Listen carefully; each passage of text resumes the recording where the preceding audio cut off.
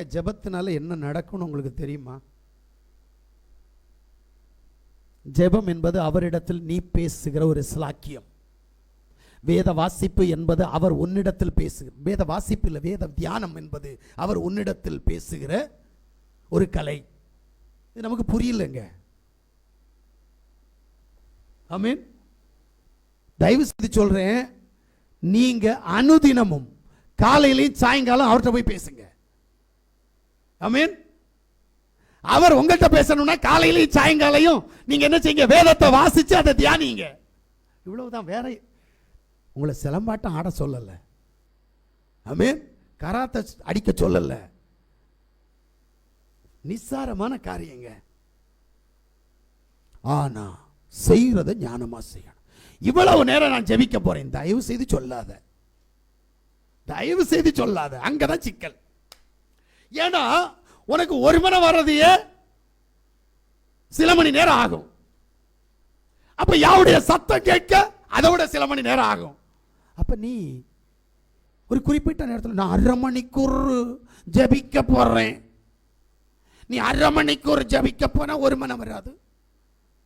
1/2 மணிக்கூர் ஜபிக்க போனா அவருடைய சத்தம் உனக்கு புரியாது, உன் சத்தம் அவருக்கு புரியாது. ஏன்னா 1 மணி வரலையே.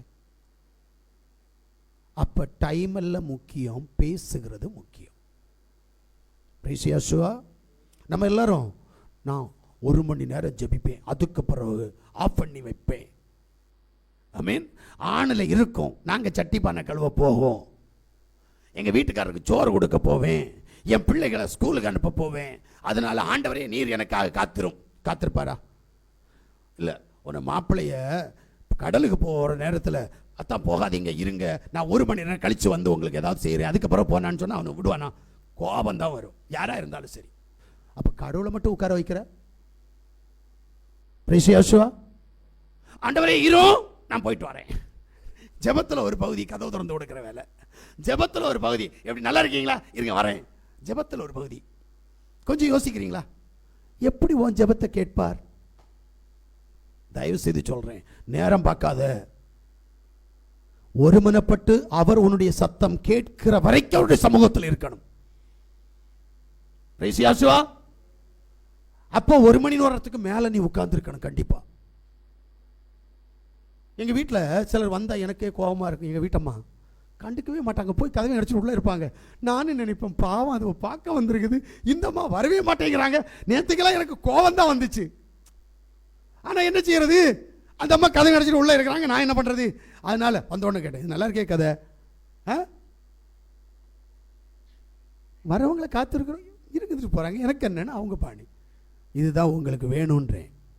யாருக்காகவும் எந்த சூழ்நிலையிலையும் யாவை காக்க வைக்காதே. பசியோட வந்தாலும் சரி, ஒருத்தன் ரத்த வாந்தி எடுத்து செத்து போறான் இருந்தாலும் சரி, நீ கண்டுக்காத, நீ ஜோம் பண்ணிட்டு அவன் சரியாவான். அதான் என் தேவன். அவனுக்காக நீ டைம் ஒதுக்கி யாவை காத்திருக்க வச்சேனா இவனுக்கு சீரியஸ் ஆகும். இவனை காத்திருக்க வச்சுட்டு அவர் பாதத்தில் இவனுக்கு வேண்டி உட்கார்ந்து பாரு, இவன் வியாதி குணமாகும். இதான் என் தேவன். உனக்கு அந்த நம்பிக்கை வர மாட்டேங்குது, என்ன பண்றது? அப்ப ஜெபம் ரொம்ப முக்கியம். ஜெபத்துல உறுதியா இருந்து பார். நம்ம இருக்கிறது இல்ல, உறுதியா இருக்கிறது இல்ல. நீங்க உறுதியா இருந்தீங்கன்னா நிச்சயமாய் யெகோவா பெரிய காரியங்களை செய்வார். இப்ப 3வது விஷயத்துக்குள்ள வரும்போது 1 சாமுவேலுடைய புத்தகம் 1வது அதிகாரம் 1ல இருந்து 11 வரைக்கும் யாவுடைய சமூகத்தில் இவளுக்கு என்ன வேணும்? கற்பத்தின் கனி வேணும். யாருக்கு? அன்னாளுக்கு. ஏன் கிடைக்கல? இத முதல்ல நீங்க புரியணும். மாப்பிள்ளையினுடைய பாசம்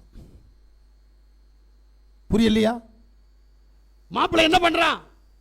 2 பொண்டாட்டி. தனக்கு வரக்கூடியவைகளில் ஒரு மனைவிக்கு பிள்ளைகள் இருக்கிறது, அந்த பிள்ளைகளுக்கு அளந்து கொடுக்கிறான். ஆனால் தான் நேசிக்கக்கூடிய 2வது பொண்டாட்டி ஆகிய அன்னாளுக்கு வாரி வாரி கொடுக்கிறான். கேட்டா சொல்றான், உனக்கு ஒரு பிள்ளை என்ன, நான் உனக்கு 10 பிள்ளைக்கு சமம்ன்றான். அந்த அளவுக்கு பாசம். வேதம் சொல்லுகிறது, யா அன்னாளின் கற்பத்தை அடைத்தார். இதான் பெரிய விஷயம். அவளுக்கு வியாதி இல்லை, அவளுக்கு போராட்டம் இல்ல, அவளுக்கு பிரச்சனை இல்ல. யாசுவா அன்னாளின் கற்பத்தை தடை செய்தார். இப்ப அவ யாவுடைய சமூகத்துல போய் புரிகிறா, எனக்கு ஏன் குழந்தை இல்லை, எல்லாரும் என்னை மலடி என்று சொல்லுகிறார்களே, என்ன காரணம்?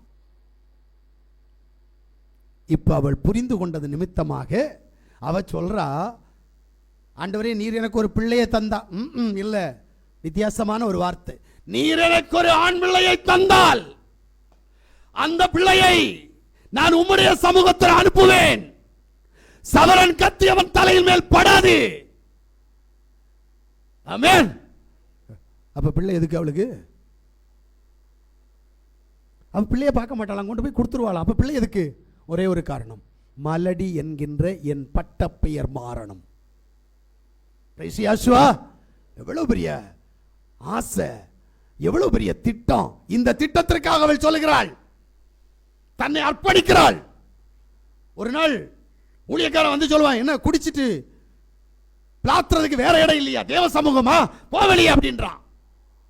அப்படிப்பட்ட நிலைமையில் இருந்தவள் தன் இருதயத்தை முழுவதும் யாவுடைய சமூகத்தில் ஊற்றினவள். வேதம் சொல்லுகிறது, மறுபடி அவள் அந்த காரியத்தை நினைக்கவில்லை, துக்கமுகமாய் இருந்தவில்லை. நம்ம என்ன பண்ணிட்டு இருக்கோம் தெரியுமா? ஒரு காரியத்தை சாகிற வரைக்கும் கேட்போம், தான் உண்மை. எப்பெல்லாம் ஜெபம் பண்றோமோ அப்பெல்லாம் ஆண்டவரே என்னை ரட்சியும், ஆண்டவரே என்னை ரட்சியும், ஆண்டவரே என்னை பாதுகாத்துக் கொள்ளும், ஆண்டவரே என்னுடைய பிசாசை மாற்றும். என்னைக்கு மாற்றுவாரு? உனக்கு தான் விசுவாசமே வரலையே, நீ அவருடைய சித்தம் செய்யலையே, எங்க செய்யற? நீ முதல்ல செய்ய வேண்டியது அவருடைய மனவிருப்பம் அறிந்து அவருக்கு பிரியமான காரியத்தை நீ செய்யணும். முதல்ல அவருடைய மனவிருப்பம் என்னவென்று தெரியல, நாம நம்ம வாழ்க்கையை நாம வாழ்ந்துகிட்டு இருக்கிறோம், அவருடைய வாழ்க்கையை வாழல. எனக்கு என்ன பிடிக்கும் என்ன பிடிக்காது இதைத்தான் நம்ம யோசிச்சுட்டு இருக்கோமே தவிர எங்க அப்பனுக்கு என்ன பிடிக்கும்னு யோசிக்கிறோமான்னு கேட்டா இல்ல. என்னை குறித்து அவருடைய திட்டம் என்ன தெரியாது, அவர் என்னில் என்ன விரும்புகிறார் தெரியாது, என்னை எதற்காக அழைத்து இந்த வேதாகமத்தை என்னுடைய கையில் கொடுத்தார் தெரியாது. அவர் எப்படி அவர் உனக்கு செய்வார்? நன்றாக புரிந்து கொள்ளுங்கள், நமக்கு ஒரு காரியம் தேவை என்று சொன்னால் அவர் சித்தம் செய்கிறவர்களாய் மாறணும். இப்ப அண்ணா சொல்லிட்டா, எனக்கு ஒரு ஆண் பிள்ளையை தந்தால் அந்த பிள்ளையை பால் மறந்த உடனே நான் கொண்டு போய் உம்முடைய சமூகத்தில் விட்டு விடுவேன். சவரன் கத்தி, நம்ம எல்லாம் பிறந்த உடனே மூட்டம் தலைமுடி எடுப்போமே, நல்ல பழக்கம் வச்சுக்கிடுங்க. என்னை நம்பி நான் சொல்லுகிற இந்த வேத உபதேசத்தில் இருக்கிறவர்கள் தனக்கு பிறக்கிற பிள்ளைகளுக்கு தலைமுடி எடுக்க மாட்டாங்க. அல்லேலூயா. ஏன்னா அது வேதம். எங்க இருப்பார் அப்படின்றது முதல்ல தெரியணும் உங்களுக்கு. உங்களுக்கெல்லாம் புரியாது. ஆமென். சவரன் கத்தி தலையில படக்கூடாது. மொட்டை அடிக்கிறதுக்கு உனக்கு எனக்கு என்ன அதிகாரம் இருக்குது? பொம்பளை பிள்ளை மொட்டை அடிச்சா வரக்கூடிய அவளுடைய புருஷனுடைய மகிமை இழந்து விட்டது என்று வேதம் சொல்லுகிறது. ஆம்பளை பையன் மொட்டை அடிச்சா அவனுடைய தலையாகிய மேசியா அவமதிக்கப்படுகிறார் என்று சொல்லப்படுகிறது. ஆனா நம்ம எல்லாம் என்ன பண்ணிட்டு இருக்கிறோம்? வேளாங்கண்ணி கோயில்ல போனா ஒரு மொட்டை, ஒவ்வொரு கோயில்ல போனா ஒரு மொட்டை, அப்புறம் வேற எங்க இப்படி மொட்டை போடுறதுக்குனே கொஞ்சம் கோயில வச்சிருக்கிறாங்க. யாரு? கிறிஸ்தவன். வேதம் என்ன சொல்லுது தெரியுமா? தெரியாது. எதுக்கு கொடுக்கறது தெரியுமா? அது உயிரை தந்த தேவனுக்கு மயிரை கொடுப்பானா. ஏன்னா இவனுக்கு நல்ல நம்பிக்கை, மயிர் வளர்ந்துரும். தலையை கொடுப்பியா? குடு. அப்போ தலையவா அது வராதுல்ல, அப்புறம் செத்து பூத்திடுவானுங்க. அதனால ஈஸியா கொடுத்துட்டு போக முடிய இல்ல.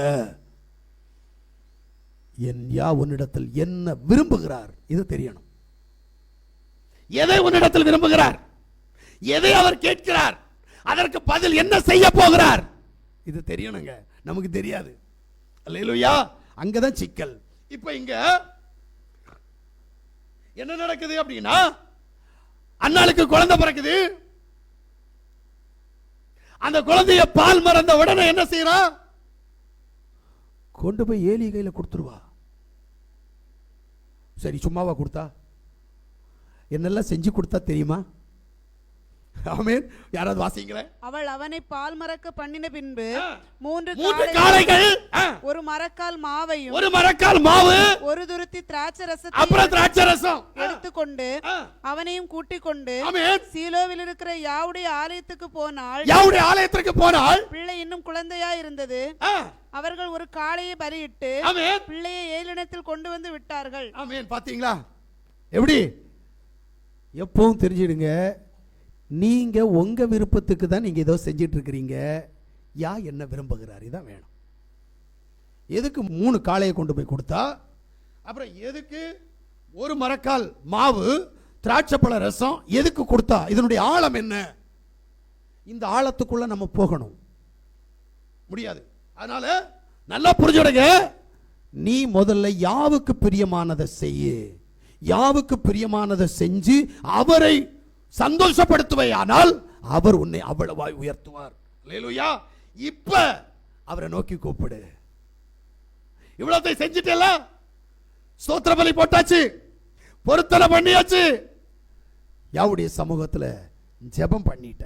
இப்ப உனக்கு எப்ப ஆபத்து வருதோ அந்த ஆபத்து நேரத்தில் அவரை கூப்பிட்டு பாரு, கச்சிதமா வந்து நிப்பார் அவர். அல்லேலூயா. எனக்கு தெரிஞ்சு யோனாவுடைய புஸ்தகம் 2வது அதிகாரம் 2வது வசனம்.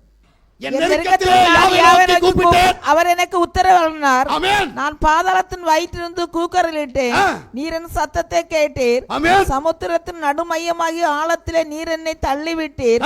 நீரோட்டம் என்னை சூழ்ந்து கொண்டது. ஆமென். உம்முடைய வெள்ளங்களும் அலைகளும் எல்லாம் என் மேல் புரண்டது. ஆமென். நான் உமது கண்களுக்கு எதிரே இராதபடிக்கு தள்ளப்பட்டேன். ஆமென். ஆகிலும் இன்னமும் உம்முடைய பரிசுத்த ஆலயத்தை நோக்குவேன். பாருங்க, இன்னமும் உம்முடைய பரிசுத்த ஆலயத்தை நோக்குவேன்.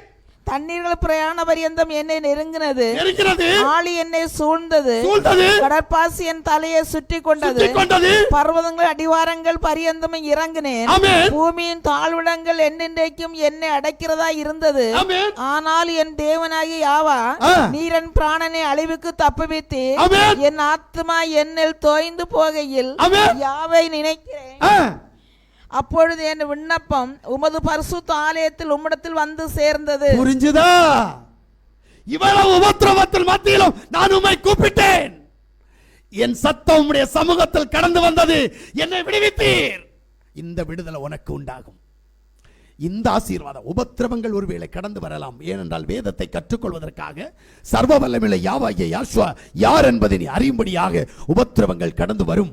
அந்த உபத்திரவத்தின் மத்தியில் நீ கூப்பிடும் போது 3 காரியங்களை நீ செய்தபடியினால் உன் சத்தத்திற்கு அவர் செவி கொடுக்கிறவராய் இருப்பார், உன்னை விடுவிக்கிறவராய் இருப்பார். அல்லேலூயா, அல்லேலூயா. லூக்காவுடைய புஸ்தகம் 8வது அதிகாரம் 24வது வசனத்தை வாசித்தோமேயானால், அவர்கள் அவரிடத்தில் வந்து ஐயரே ஐயரே ஐயரே மடிந்து போகிறோம் என்று அவரை எழுப்பினார்கள். அவர் எழுந்து காற்றையும் ஜலத்தின் கொந்தளிப்பையும் அதட்டினார். உடனே அவைகள் நின்று போய் அமைதல். எவ்வளவு பெரிய அதிசயம் தெரியுமா? யோசுவா தன்னுடைய சீசர்களோடு கூட படகுல போறார். பைபிள் சொல்லுது அவர் தலையணை வைத்து தூங்கி கொண்டிருந்தார். இப்ப கடல் கொந்தளிக்க ஆரம்பித்தது, காற்று வேகமாக வீச ஆரம்பித்தது, படகு மூழ்கும் தரவாயில் இருக்கிறது. போய் சீசர்கள் எழுப்புகிறார்கள், ஐயரே நாங்கள் மடிந்து போகிறோம், உமக்கு கவலை இல்லையா? அவர் எழுந்து ஏன் விசுவாசம் இல்லாமற் போனீர்கள் என்று கேட்கிறார். இப்ப அவர் எழுந்து காற்றையும் கடலையும் அதட்டின போது காற்றும் கடலும் அமைதலானது. உனக்கு எவ்வளவு பெரிய ஆபத்து இருக்கட்டும், ஆபத்தின் மத்தியிலும் என் யாவாகிய யெகோவா உன்னை விடுவிக்கிறவர், உன்னை தற்காக்கிறவர், உன்னை பாதுகாக்கிறவர், உனக்காக யாவையும் செய்கிறவர். ஆனா நீ ஸ்தோத்திர பலியிடணும், பொருத்தனை பண்ணணும், அவரிடத்தில் ஜெபிக்கிறவனாய் மாறினால் அவருடைய காரியத்தை உனக்கு செய்து உன்னை விடுவிக்கிறவராயிருப்பார். இன்றைக்கு நாம் விடுதலை பெற்றுக்கொள்ளத்தக்கதாக இந்த 3 காரியத்தினுடைய ஊடாய் கடந்து போய் அவரை நோக்கி கூப்பிடுவோமே, ஆனால் அவர் நம்மை உயர்த்துகிற தேவனாய், நம்முடைய எண்ணங்கள், நம்முடைய ஆசைகள், நம்முடைய மன விருப்பங்களை நிறைவேற்றுகிற யாவாக அவர் இருப்பார். நம்ம எல்லாரும் முழங்கால் படியிடுவோம்.